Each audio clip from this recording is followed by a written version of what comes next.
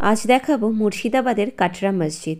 1723 থেকে 1724 সালের মধ্যে এটি নির্মাণ করা হয়েছিল।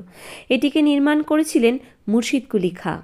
কাটরা শব্দের অর্থ হলো বাজার, আর এই মসজিদটি বাজার এবং জনবহুল এলাকার মধ্যেই নির্মিত, তাই এই মসজিদের নাম রাখা হয় কাটরা মসজিদ। মসজিদের নিচ দিয়ে রয়েছে এরকম সুড়ঙ্গ। কথিত রয়েছে এই সুড়ঙ্গ দিয়ে যাতে বায়ু চলাচল করতে পারে এবং তাতে এই মসজিদটি ঠান্ডা থাকবে, সেই জন্য এইভাবে নির্মাণ করা হয়েছিল। এই এত বড় এলাকা জুড়ে এত বড় মসজিদ আর কোথাও কিন্তু দেখা যায় না। পশ্চিমবঙ্গের এই মুর্শিদাবাদেই রয়েছে এত বড় বিস্তীর্ণ এলাকা জুড়ে মসজিদ। আর যেই সিঁড়ি দিয়ে আমি উঠলাম, এই সিঁড়ির নিচেই রয়েছে মুর্শিদ কুলি খাঁয়ের সমাধি বা কবর। তিনি ইচ্ছে প্রকাশ করেছিলেন তার নির্মিত এই মসজিদের সিঁড়ির নিচেই যেন তাকে কবর দেয়া হয়। তার কথা মতো তাই করা হয়েছিল।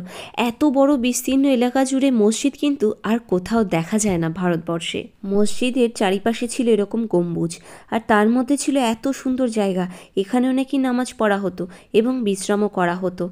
তার মানে বুঝতে পারছেন সে যুগে এই জায়গাটা কীরকম ঝাঁ চকচকে ছিল।